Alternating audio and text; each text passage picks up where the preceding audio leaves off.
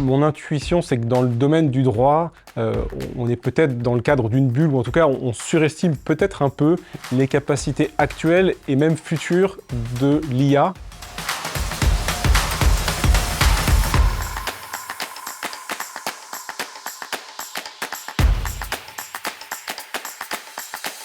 Les Illuminés du droit, un nouvel épisode, on est en plein été, peut-être que vous nous écouterez sur la plage, des gens qui viennent dans le domaine du droit et qui n'y sont pas vraiment préparés, mais qui s'adaptent vraiment très bien. On va voir un exemple cet après-midi, mais aussi des gens qui ont su faire évoluer leur pratique du droit et découvrir de beaux métiers. Alors, quand on parle papers, on parle de vous, Gabriel. Bonjour. Bonjour. Alors, qui êtes-vous, Gabriel Monéron, je l'ai bien prononcé? C'est très bien prononcé. Un centralien perdu chez les juristes.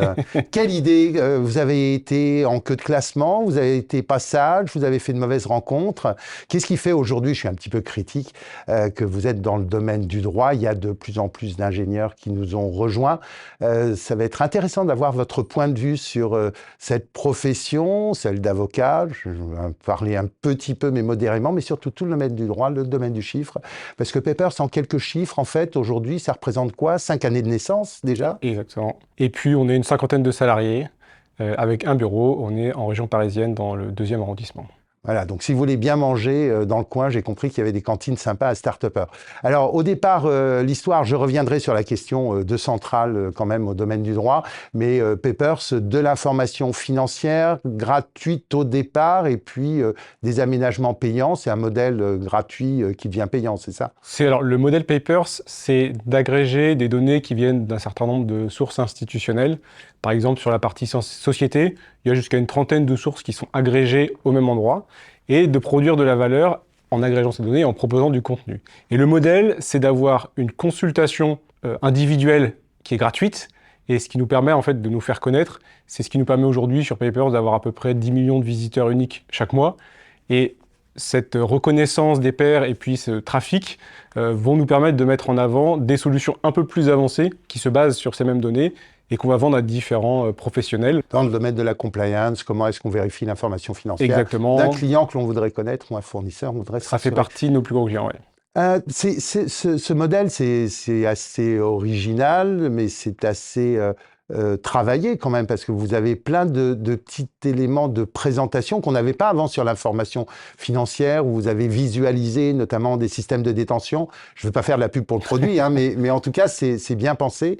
Et c'est vrai que ça a été un petit peu la révolution. Et en 5 ans, vous êtes arrivé dans le haut des charts sans trop de problèmes avec nos amis du tribunal de commerce et les greffes? Je peux pas parler à leur place, hein, mais effectivement, l'évolution législative qui a permis l'ouverture de ces données leur a pas forcément fait exceptionnellement plaisir. Maintenant, c'est pas nous qui sommes responsables de cette évolution. Non, mais la concurrence, voilà. ça fait du bien. Bruno Exactement, Dauphin serait très content de cette ouverture de concurrence. Alors, comment est-ce qu'on est arrivé au droit? On va parler de paper justice et public. Hein. Là, Politique, on fait un petit peu comme les experts comptables, en fait. Hein. On déborde du chiffre vers le droit. On est sur des sources qui sont aussi publiques. Mais avant ça, qu'est-ce que vous venez de faire là-dedans? Vous avez déjà créé des startups avant de rejoindre, il y a 2 ans, Papers Justice. Eh bien, en fait, moi, j'ai fait une école d'ingénieur.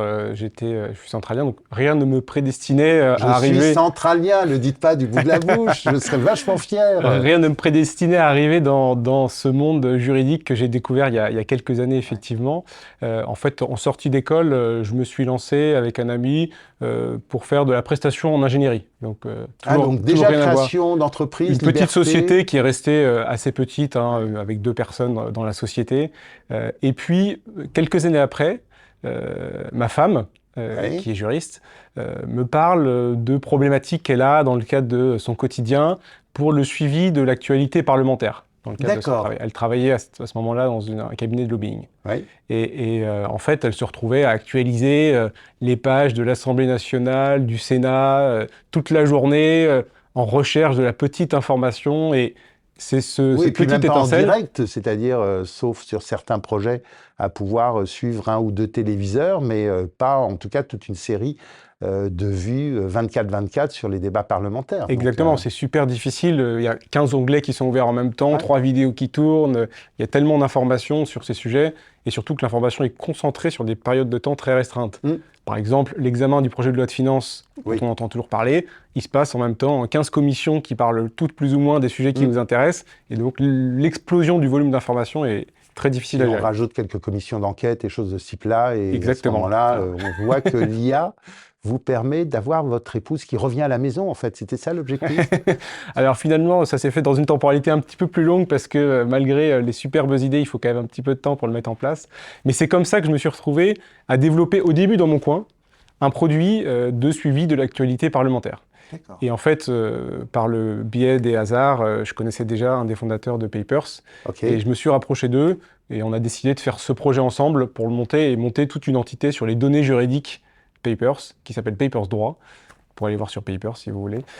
Et cette entité regroupe ce produit pour suivre l'actualité parlementaire qui à l'origine a été développé pour les lobbyistes, que les avocats aussi apprécient énormément maintenant, puisque quand vous êtes avocat sur une verticale spécialisée, c'est super intéressant de pouvoir se dire que vous allez anticiper les évolutions législatives pour votre pratique, mais également pour vos clients qui peuvent être impactés fortement, et c'est presque un devoir de conseil.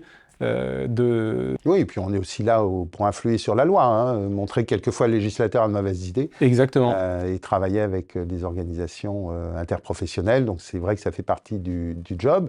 Là, on est sur les activités concurrentielles, mais vous faites aussi la même chose, je crois, dans le droit public, c'est-à-dire du côté des municipalités, de toute cette économie qui est extrêmement vivace et très ouverte, en fait, en termes d'open data. Oui, alors, et c'est là où je trouve que c'est intéressant, cette interface entre le droit et la technique, c'est que parfois, on peut avoir des bonnes idées, mais il faut aussi être capable de les implémenter techniquement, et c'est là où moi je me passionne vraiment de ce métier.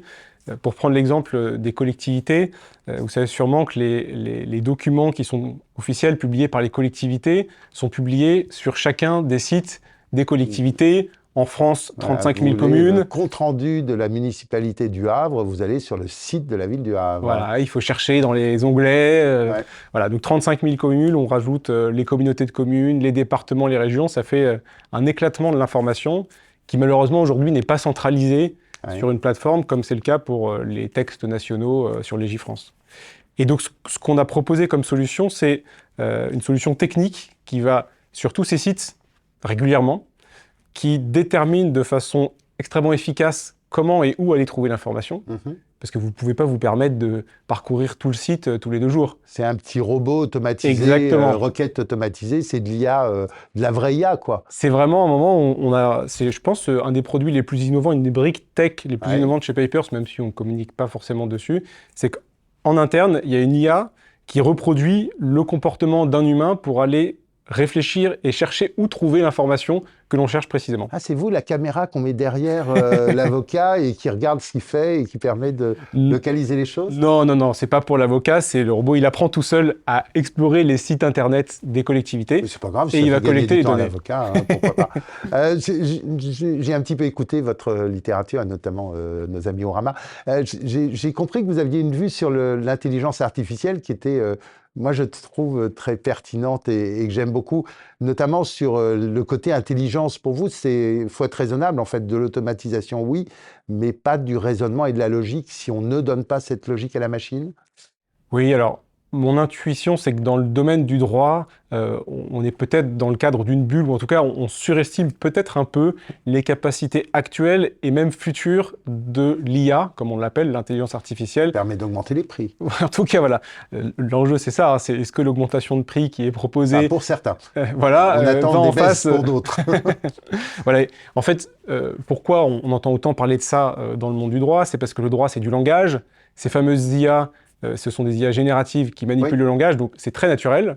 Et puis deuxième chose, ces IA, elles sont entraînées sur des sources ouvertes, et le droit est une source ouverte très abondante. Et donc, finalement, elles ont presque un petit avantage en droit, les IA génératives, par rapport à d'autres matières techniques, etc., puisqu'il y a plus de données d'entraînement. Oui, suivant la manière dont on les a nourris, c'est-à-dire que une fois passé l'effet d'annonce et de réalité, hein, je ne minore pas, mais de l'IA générative ChatGPT première version, c'est vrai qu'en fait, pour arriver à en tirer un petit peu plus, il faut quand même un peu spécialiser, voir tout le volume d'informations qui a été utilisé pour l'entraînement et qui n'est pas forcément français ou lié au droit français. C'est un des problèmes, et c'est là où ma vision, c'est que l'IA n'est pas vraiment capable de raisonnement. Pourquoi elle n'est pas capable de raisonnement? Parce qu'elle ne sait pas distinguer dans sa réponse si elle fait une réponse en droit français ou en droit belge. Puisqu'elle a appris des textes, alors je parle du droit belge qui serait rédigé en français, hein. Elle a appris des textes en français, en droit français, en droit belge, québécois exactement, tous les pays francophones qui ont un droit qui en plus peut ressembler un petit peu. Vous avez le HADA, vous avez tout ça en fait. Ouais. Et l'IA n'est pas capable de faire cette distinction fine dans la compréhension de dans quel domaine de droit je réponds, même si on peut lui faire un prompt pour l'aider, mais on n'a pas de réelle intelligence derrière. Et ça, en fait, c'est le langage, mais on pourrait aussi faire une opposition entre common law et droit continental. En fait, c'est aussi deux choses d'alimentation en fait qui pourraient être différentes. D'ailleurs, je ne sais pas si vous avez déjà eu la sensation en posant à ChatGPT une question juridique qui vous répondait dans un système de droit plus common law que dans le système de droit français, parce qu'il y a des petites inspirations qu'il ne peut pas s'empêcher d'avoir, puisque c'est des données qui sont peut-être plus représentées dans son corpus d'entraînement. Il y a une question de volume. Qu'est-ce que vous pensez de ces coopératives américaines de données qui sont mises en place, notamment sur certaines industries, en fait, où une des idées pourrait être sur des baux commerciaux qui ne sont pas forcément stratégiques pour des opérateurs, mais de pouvoir éduquer une IA sur des baux anonymisés, mais sur lesquels on aurait le volume, parce que ce qui est important, c'est le volume, si j'ai bien compris, sur la partie IA. Exactement. En fait, je crois que là où l'IA va prendre de l'ampleur, et prend déjà de l'ampleur, c'est sur l'automatisation de tâches simples, sur lesquelles on va pouvoir prouver une fiabilité à quasi 100% de l'IA. Et pour ça, il faut un grand volume de données d'entraînement, il faut certainement un champ assez restreint, c'est-à-dire qu'on va peut-être faire que des baux commerciaux qui sont comme ça et pas comme ça. Oui, des verticales, un petit peu comme ce que fait Ordali, en fait. Exactement. Il faut verticaliser. Pour moi, c'est ce qui fait que l'IA peut bien fonctionner. Le risque, si on ne fait pas ça, c'est d'avoir une IA qui va produire une réponse plausible, mais invérifiable. Oui. Voilà. Sauf par les seniors. C'est le grand défaut de l'intelligence artificielle, c'est la notion de vérificabilité. Je ne sais pas si ce terme existe précisément, mais on va le prendre. Comment l'IA est capable d'expliquer son raisonnement et comment elle permet de le vérifier. Et si pour le vérifier, il faut être senior et déjà connaître la réponse à la question, on peut se poser la question de l'utilité de cet outil. On a parlé de la partie publique, donc il y a la partie paper justice quand même, qui est celle qui est la plus visible. Alors qu'il y avait du doctrine, alors qu'il y avait du prédictis et tout, vous arrivez avec un geste différent, avec cette expérience du paper, on va dire finance, je ne sais pas s'il a un nom, entreprise. Le classique entreprise, et du coup une idée de faire les choses un petit peu différemment, d'offrir de la doctrine, mais de la jurisprudence, pardon, mais analysée différemment. Alors, il y a plusieurs points d'entrée sur cet outil justice, donc qui est un moteur de recherche de jurisprudence et de texte législatif. Le premier point d'entrée, c'est d'avoir répliqué le modèle des entreprises avec un moteur de recherche sur lequel on peut, de façon ouverte et gratuite, faire déjà beaucoup de recherches. Et ce qui nous permet de nous faire connaître. Et se faire connaître, c'est intéressant. Identifier les clients futurs. Voilà, c'est intéressant commercialement, mais c'est pas le seul intérêt. Se faire connaître, c'est aussi avoir une communauté de passionnés du produit qui font des retours intéressants, qui proposent des améliorations. Et aujourd'hui, ça permet de faire du co-développement. Je pense que 99% des nouvelles fonctionnalités qui sortent, à un moment, c'est quelqu'un qui a découvert le produit, qui a trouvé un intérêt pour le produit, qui nous a spontanément contactés et qui nous a proposé de nous donner des pistes, des billes pour faire évoluer le produit dans un sens ou dans un autre. Il y a un club, j'aime Papers, parce que vous les récompensez. Je vais y aller plus souvent si on vous donne des idées comme ça et on est bien pourra prêté. vous envoyer des chocolats. Ah, c'est déjà un bon début, mais c'est intéressant parce que c'est une manière très nouvelle en fait d'arriver à faire ce co-développement. On dépasse les clubs utilisateurs. C'est parce que vous créez un enthousiasme du consommateur potentiel. C'est quoi votre secret? Alors, je ne sais pas l'expliquer précisément. Ce que je constate, c'est que on a la chance d'avoir... On ne vous voit jamais dans les salons, enfin vous êtes assez discret, vous ne sponsorisez pas grand-chose. Ce n'est pas la philosophie. On a la chance d'avoir une image de marque qui s'est développée, qui est très positive. Et en général, les utilisateurs apprécient énormément l'outil. Je pense que c'est parce qu'ils y trouvent de l'information gratuitement et simplement, là où avant, ils y passaient des heures. Et donc forcément, il y a une forme de reconnaissance qui se fait, qui se transmet dans les échanges qu'on a. Ça rend les discussions commerciales, ça rend les échanges, bien sûr, beaucoup plus sympathiques. Et alors, vous faites comme Google, hein, c'est-à-dire vous vendez du gratuit, vous faites de l'argent. Parce que derrière, en fait, vous avez tout un tas de cas d'usage qui sont du coup co-développés par des clients et qui se revendent plus facilement. Alors, on parlait tout à l'heure de la partie compliance pour le renseignement financier. J'imagine qu'il y a un petit peu la même chose sur la partie juridique, publique, bien entendu, on l'a vu pour les affaires publiques. Sur la partie jurisprudence, le produit qui est vendu, c'est un moteur de recherche de jurisprudence qui est alimenté par l'IA. Je dis tout à l'heure que j'étais pas fan de l'IA à 100%. Ça ne veut pas dire que l'IA... Gène, elle est IA robot, c'est-à-dire ce stade-là. Alors, Ou elle est générative. on utilise de l'IA générative, Ouais. mais on génère très peu de contenu. Oui. C'est ça la subtilité. Mon intuition, c'est que les cas d'usage les plus intéressants de l'IA générative, c'est pas ceux auxquels on pense spontanément. Si je suis avocat, le cas d'usage auquel je pense spontanément, c'est l'IA va rédiger mes conclusions. Traduction, etc. Adaptation de C'est style. super, mais ça marche pas. Encore très bien. Et aux États-Unis, en fait, ce qui est très drôle quand Lexis a lancé son produit, c'était de voir que ce qui avait été le plus utilisé, c'était l'adaptation du style des courriers de couverture. C'est-à-dire, fais-moi un truc gentil, fais-moi un truc méchant et tout. C'est assez américain. Il y en a qui utilisent, et c'est un cas d'usage intéressant, l'IA pour vulgariser leurs conclusions et ensuite transmettre ça à leurs clients. Les mettre en langage clair, mais les puristes du langage clair vous diront que ça ne marche pas très bien. Mais je vous ai interrompu. C'est parce que je ne connais pas assez bien le sujet. On a toujours l'impression que ça marche bien quand on ne maîtrise pas très bien un sujet. Mais ça permet de l'acheter quelquefois. Et donc, du coup, de le vendre. Et quand on creuse, on se rend compte que parfois, il y a des limitations. Et je pense que les vrais cas d'usage qui apporteront de la valeur, c'est des cas d'usage dans lesquels on va faire des choses qu'on ne pensait pas en premier abord. Je peux vous donner un exemple. On utilise une stack très complexe d'intelligence artificielle aujourd'hui pour une fonctionnalité qu'on a sortie assez récemment, qui est sur un article d'un code de loi, faire remonter les arrêts majeurs et leur rapport jurisprudentiel. Il y a pas vous n'y êtes pas avec les débats parlementaires et tout? Si, et il y a un lien avec les débats parlementaires, exactement. Et en fait, pour faire tous ces liens, pour faire remonter ça de façon consolidée et pertinente, on utilise énormément d'intelligence artificielle. Par contre, l'utilisateur, quand il arrive sur la page, c'est une liste de jurisprudence, c'est du texte qui est déjà généré, et il n'a pas de chatbot pour interagir, puisque c'est pas forcément là où on pense apporter de la valeur.